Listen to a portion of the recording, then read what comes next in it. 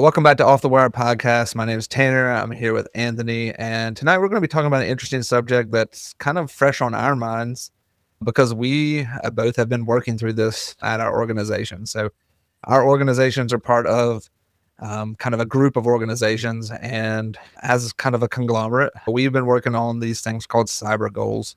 And those cyber goals have been just stuff that every organization, no matter the size, no matter the maturity, should be doing as kind of baseline cybersecurity things that help protect us and also are there in the event that we have cyber attacks. We have been working on business continuity plans, and that's, I think, the last thing for us, and I think maybe one of the last things for you guys, Anthony.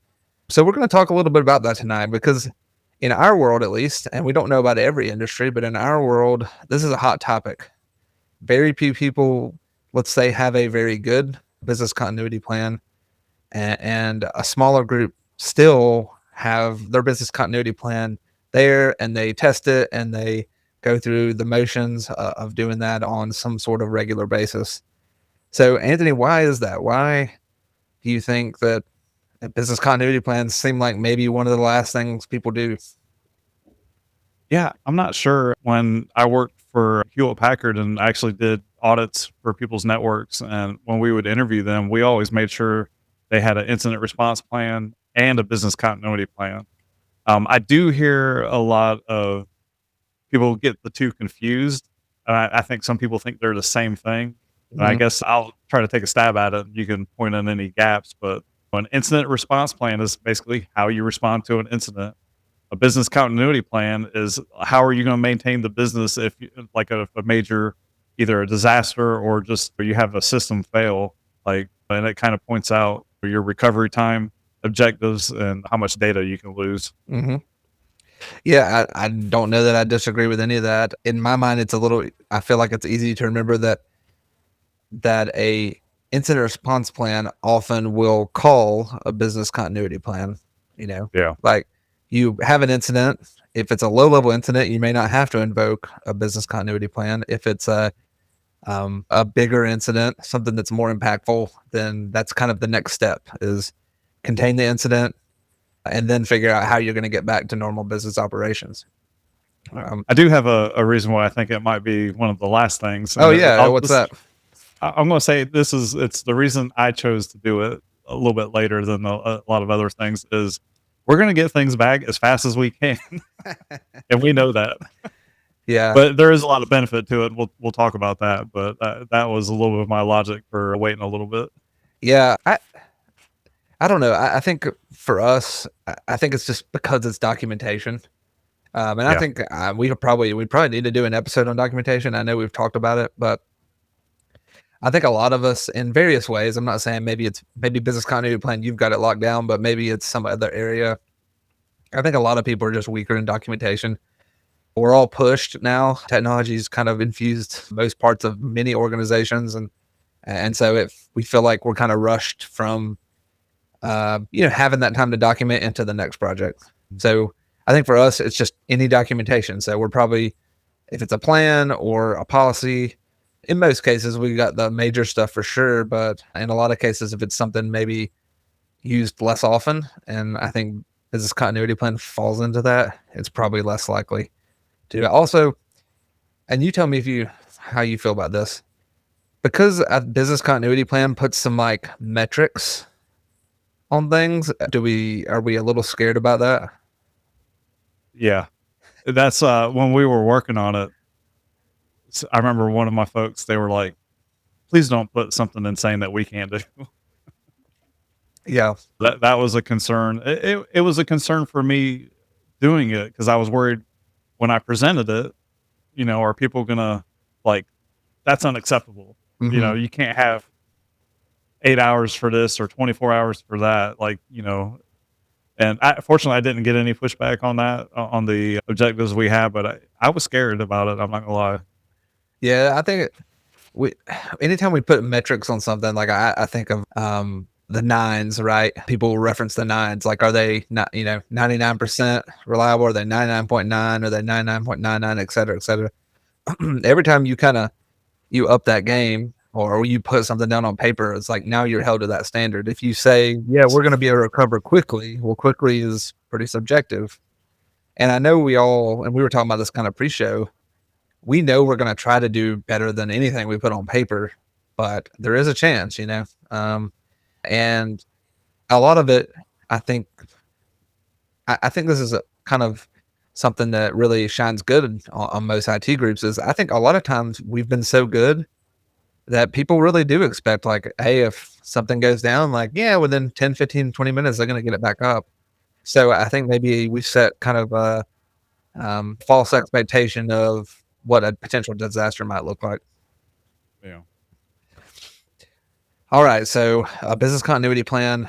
Why? I mean, we talked about what it is a little bit, kind of. We talked about the differences between IRP, but like, why do we need to do it, Anthony? Why can't we just, I mean, we know, hey, if our main, CRM goes down, there's the backups are over here. We check them, on a regular basis. Like, why do we need to have this in a written down plan?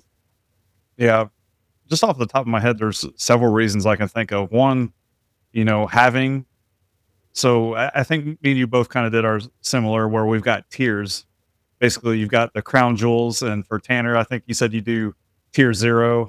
I start with the number 1. It doesn't matter which way, but you're going to have groups of things that are levels of importance, and it's really nice to actually have those on paper or in writing because if something major does happen, like it gives you a clear list of what the priorities are. Mhm. And two, as you're doing your strategic planning or your budget or both, you've got something to reference. Like they're like, hey, the expectations, this is a tier 1 item. It's expected to be up within 8 hours or whatever. Like you're going to want to design your network and your redundancies to make sure that you can accommodate that. Mhm. So that's another thing. And not that another thing that I do have concerns about, what if I hit the lottery or what if something happens to me, I get hit by a bus? We've worked for years getting to where we're at as a group.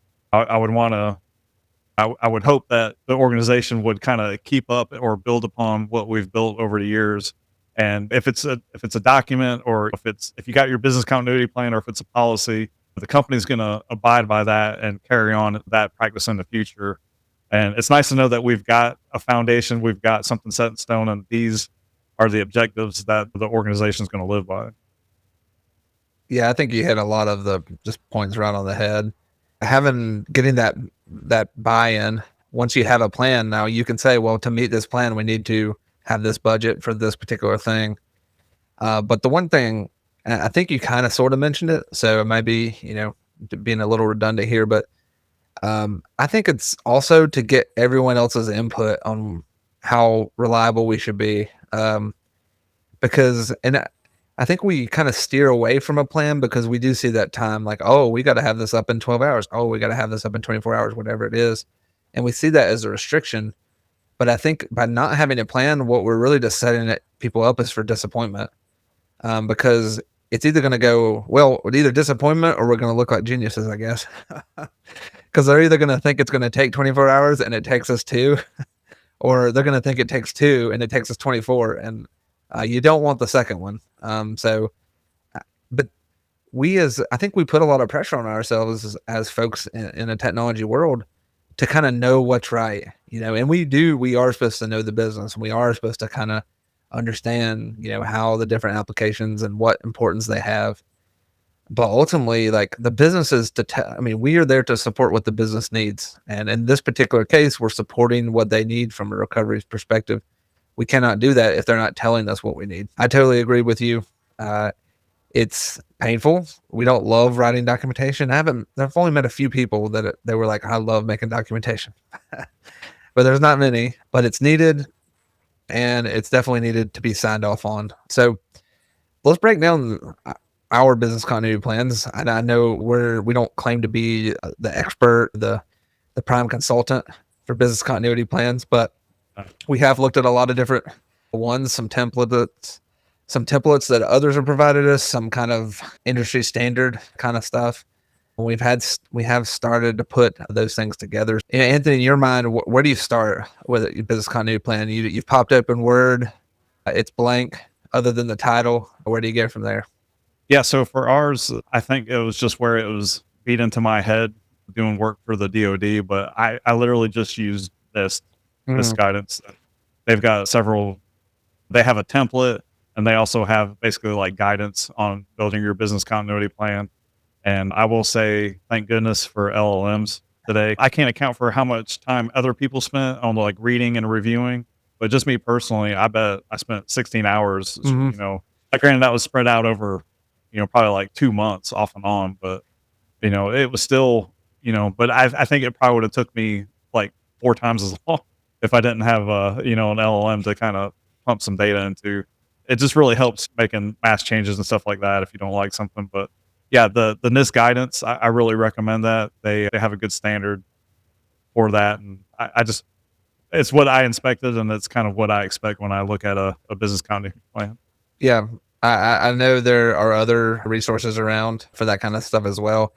Our industry specifically, some of the organizations within our industry have their own templates that they are either have out or are coming out with. So I'm sure there's other industries that have the kind of industry organizations that have that kind of stuff as well. And then depending on the industry, I know some industries talk a lot more to each other than others, but also you can just rely on your peers. Like this, maybe someone does have it nailed down, and it's like take a look at theirs. I've done some of that as well, just to make sure I'm trying to cover everything. In my mind, Anthony, you tell me, and I wouldn't say this may be the first thing in your business continuity plan. I think with most of these more formalized plans, I think probably the best first section, and it's no one's favorite section, but it's where you define all the roles. It seems to be the first one, right? It's like this person's going to do this, and here's the alternate person for that, and this person's going to do that. So you got to do that. Don't skip out on that. We're not going to spend a whole lot of time on defining the roles, but I will say the only thing in that area, and I'll let you chime in too, Anthony, but is make sure you have a backup to whatever roles you have. Yeah. I will be curious, did you actually put names and We, numbers, or did you just do job roles when you did yours? we actually put in names. I know it can go both ways. My thought on names, and I know everybody knows someone's title, but I think it's just if someone's looking at this that maybe isn't us and they're just scanning through, I think maybe having the names helps so they don't have to think about, oh, who's a system administrator? I don't remember. Like, I just know that dude's name's Joe, you know? Yeah. In fact, I mean, here's a good example. I mean, I'm sure you've done this, and how many people in your accounting department know every job title from your IT department?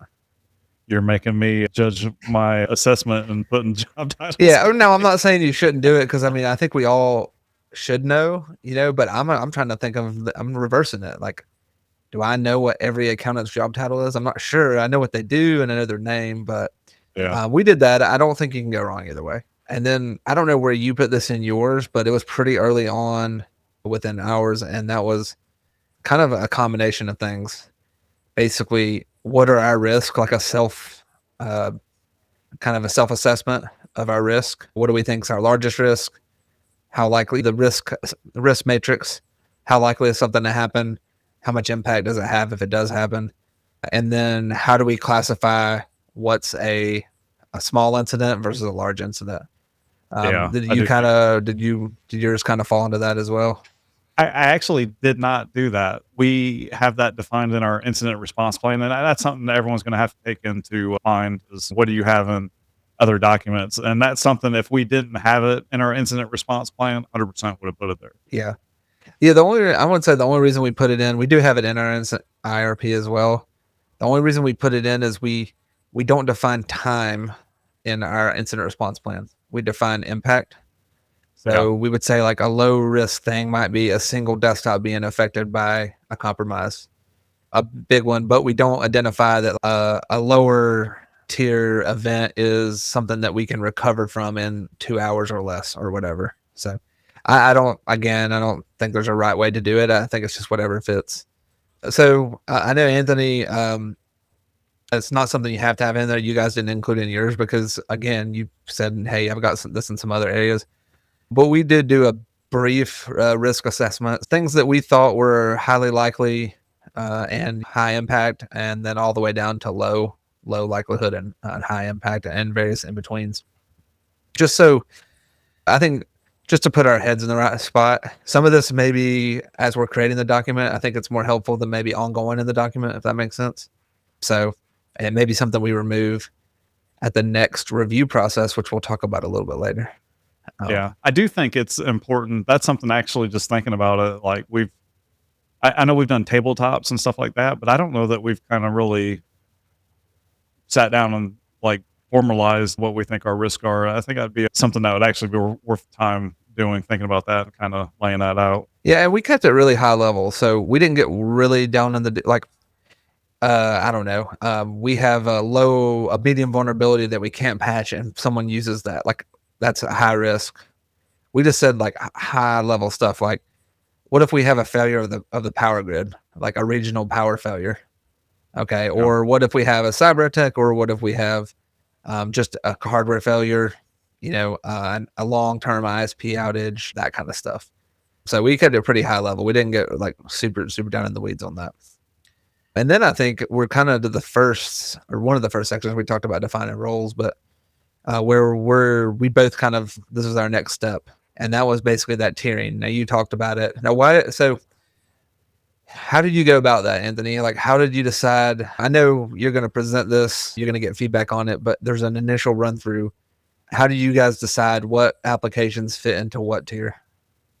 Yeah, so we sat down as a group, just our department initially, Okay. and, like, it was up front, we're like, "You need to put yourselves in the shoes of every person at this co-op and kinda think, how they're gonna think when we do this."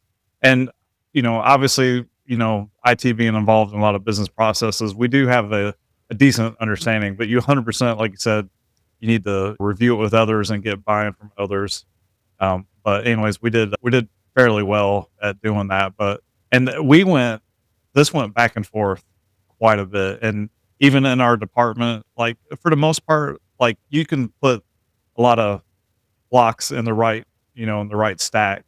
But there's some things that it's very debatable which tier they may go under.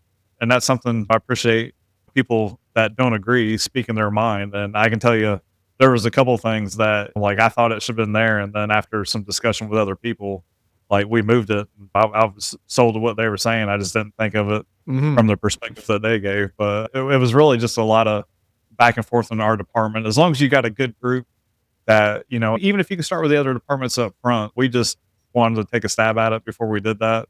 Yeah. But as long as you got a group that's willing to have an open mind and discuss things, like you're in a pretty good environment to start that. Yeah, that's key.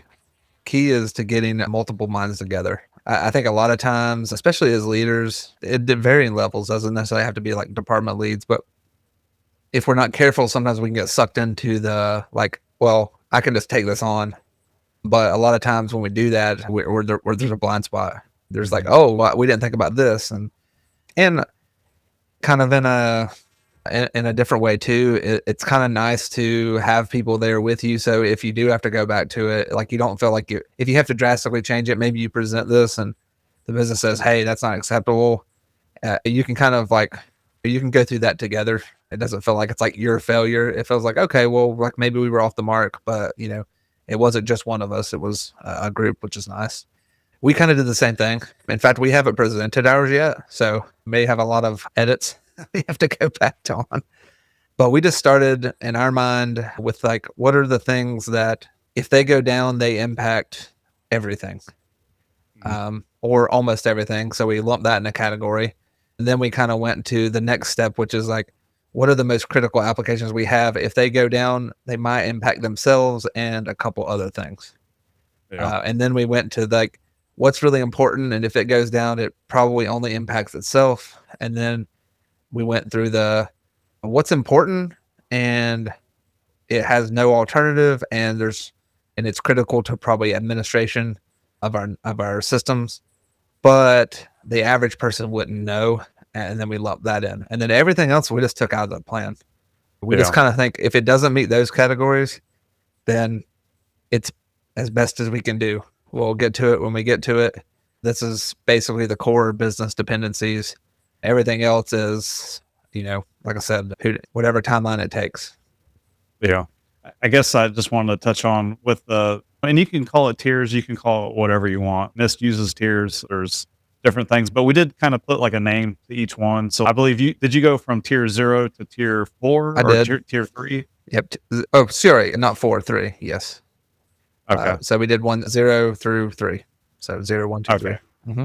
And we did tier 1 through 4. And like for each one, like for tier 1, our top tier, we called it the foundation infrastructure. And kind of as the name implies, it's like those core systems that you can't run without.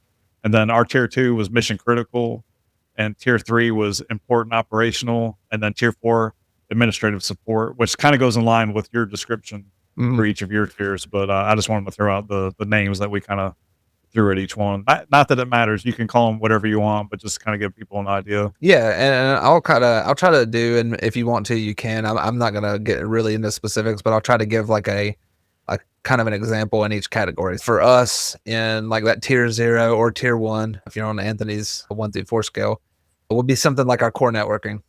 Hmm. Like because without networking, even if all the applications are up, they can't talk to each other. That would be kind of a tier 0. So a tier 1 for us might be, something like a CRM, right? Some sort of really critical thing that helps that we do billing out of, that we, operationally, when people call in, we're in that system answering their questions and stuff. Then for us, tier 2 or 3 in your world, Anthony, would be something like file shares. It's important. We want to get to our files, but we can still do like critical business functions without our files for a little while. Eventually there'll be a pain point because we'll go from like fighting fires to back to actual like normal work, and we'll need those. And then for us, like that tier 3 or that top tier 4 for you would be like a cloud controller for a particular thing, like maybe like an access point. Like if our access points, if they had like a cloud controller that basically was able to program them, but without the controller, they just kind of operate on whatever the last program was. That would be kind of in that last tier. Any do you see any differences in kind of what you did, or do you want to give any examples of like something you might have had a different different mindset on? I'll tell you one that we struggled with was Microsoft 365 Mm-hmm. because we rely on Entra. So we actually split it up. Microsoft 365. Now, granted, I know like one could possibly go down and the other stay up, but Entra, unfortunately for unfortunate or fortunate, is that's pretty much a foundational item versus Office 365. Yeah, it's important, but for us, that would be on our third tier. Okay. For tier 4 items, just to give a couple, like our know before, our imaging and stuff like that. Like, yeah, those things are important, but if it's scorched earth, like those would definitely be last on the list to get up. Yeah.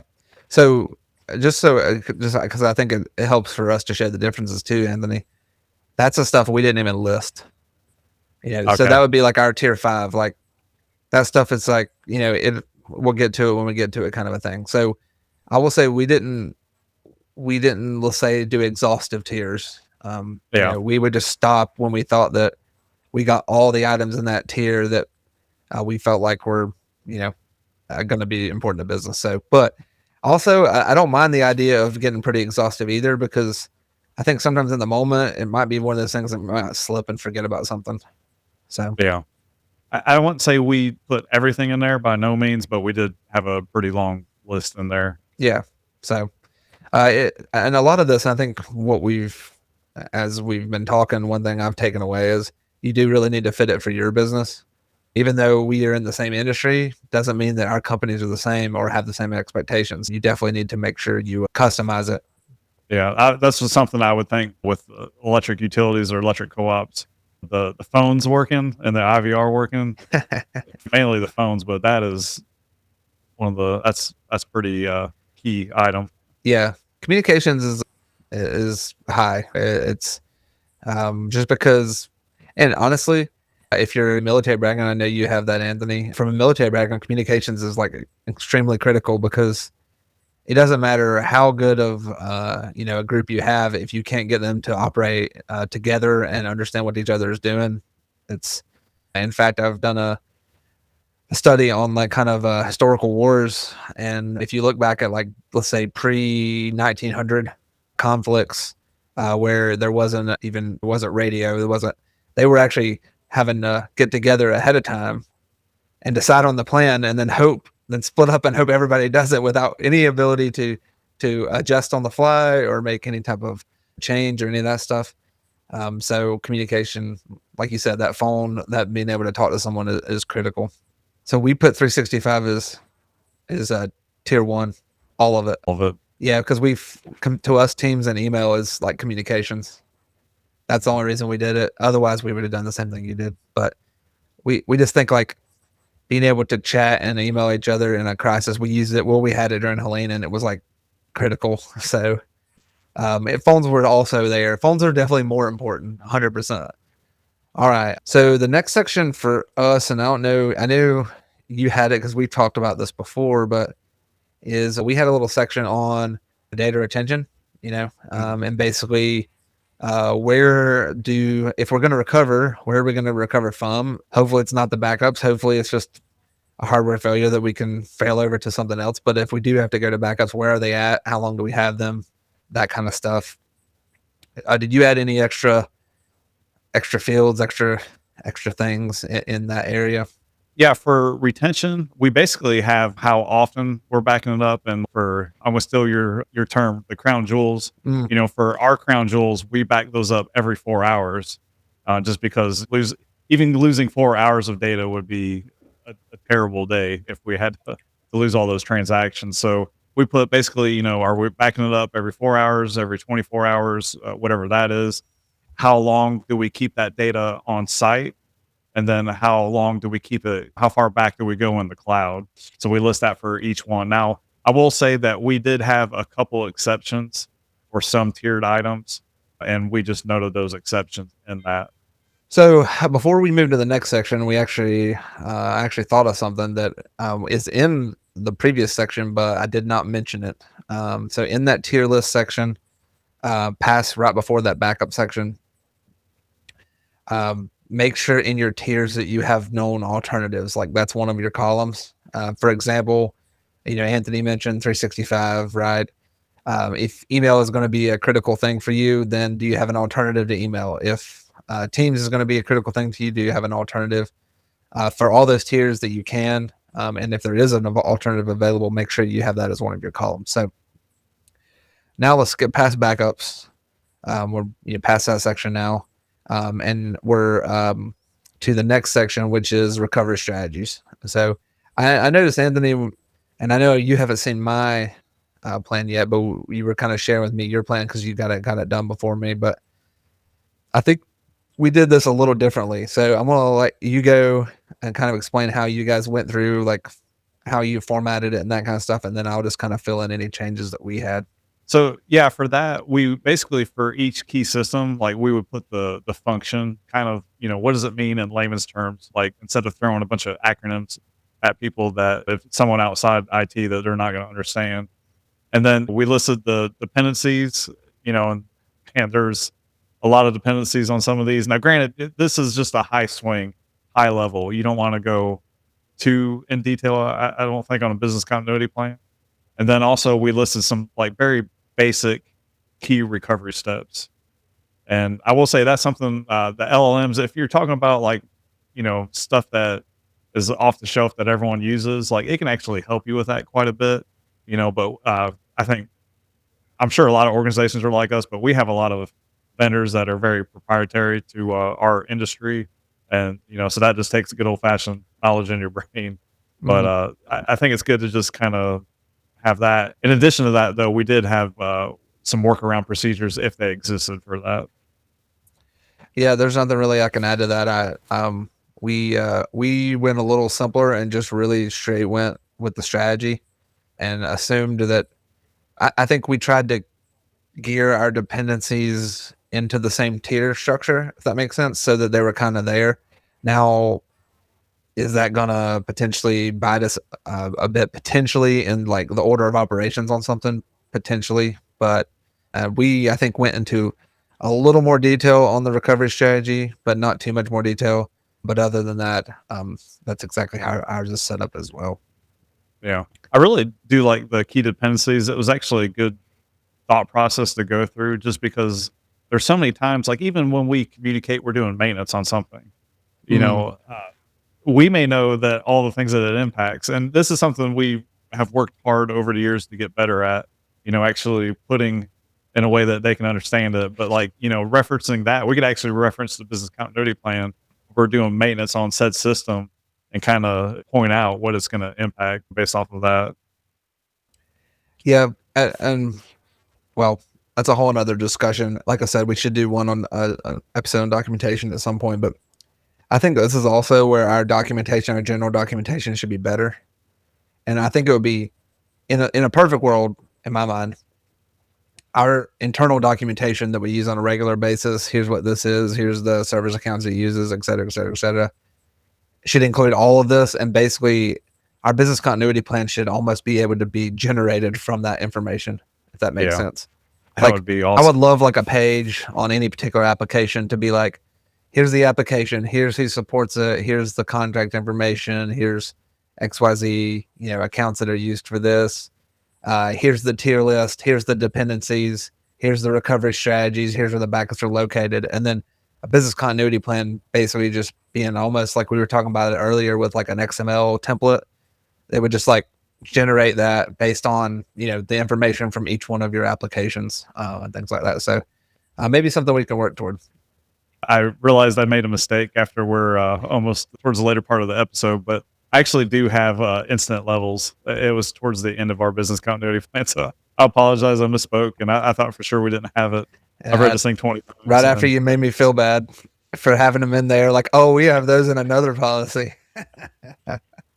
but no, and that's a good thing. I think that kind of proves our point earlier that like this policy is yours, so your order, your thought process, all that stuff is your own. For us, we really just had a couple more sections, and we'll try to go through them a little quicker. Make sure we had a section on communication plan. yeah, Basically, depending on what incident level it is, we activate certain communication plans that could be internal or external. And then we put in some templates for like this is a sample email you could send out. This is a sample text message. Remember to have multiple different ones because you don't know what might be available. Um, and then we had a section on testing, and I know this is something you absolutely need to have is like, when are you going to test this? How are you going to test it? Anything you want to add as far as testing and exercising the plan, Anthony?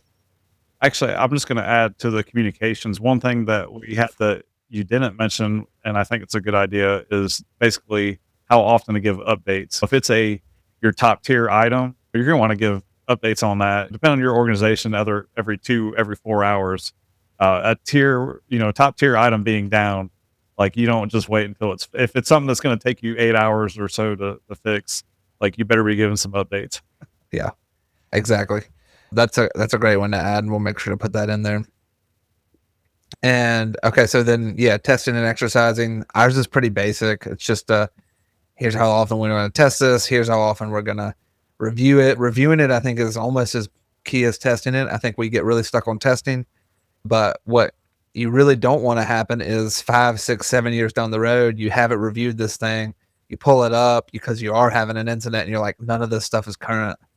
So make sure you have that review process, and make sure, if possible, it's not just one person reviewing it for the same reasons. You don't want one person creating it.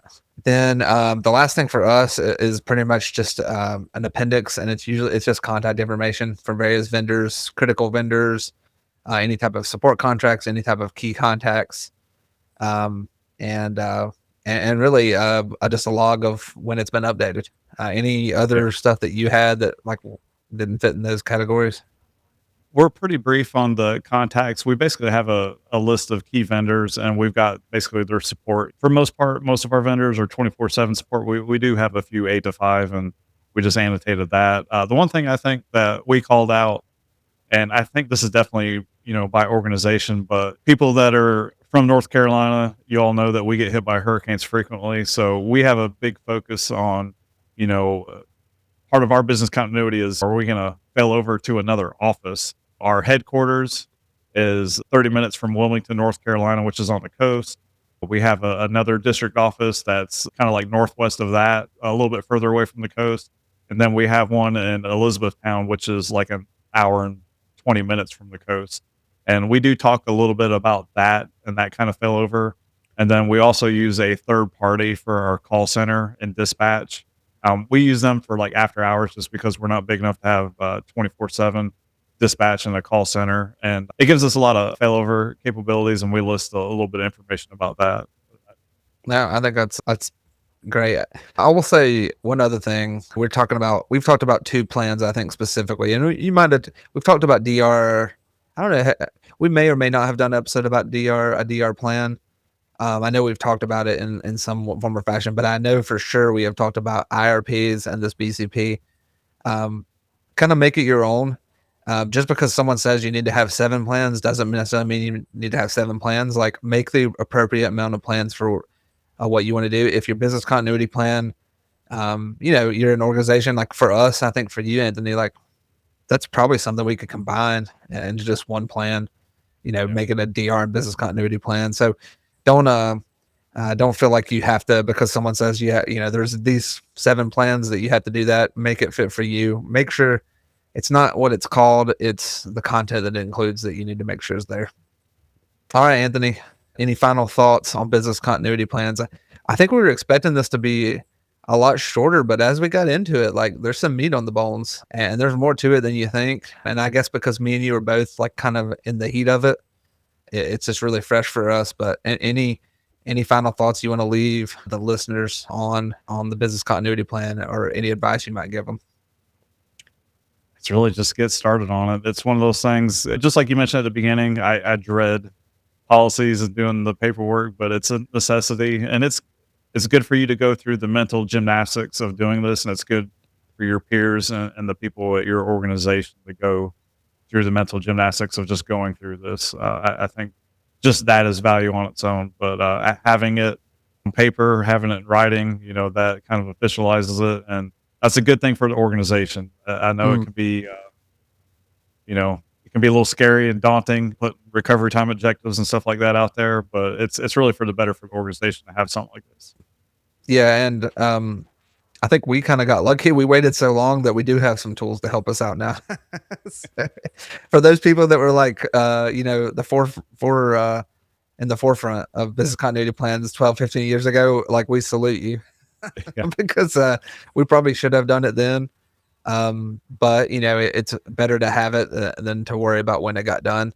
But now we do have some tools that at least makes the process somewhat more bearable. But anyway, yeah, I got no extra thoughts, so we'll just go ahead and kind of sign it off. We appreciate you listening. We do this for you guys that are out there listening. We've heard some comments, we've heard the reviews, and knowing that people are getting good value out of the show is really what keeps us going. And we love learning too, and we've been able to learn as we've done these episodes. So if you've enjoyed the show, if you've gotten that value, reach out, find a friend who doesn't listen. Maybe it's someone who's not necessarily into podcast, and just share it with them, especially if they're in a role where the things that we are talking about are going to be really pertinent to them. As always, you can review us. If you want to send us any ideas for new shows or feedback on our show, you can always reach out to us at show@offthewirepodcast.com or on social media. And until next time, this has been another episode of Off the Wire. Thank you, everyone.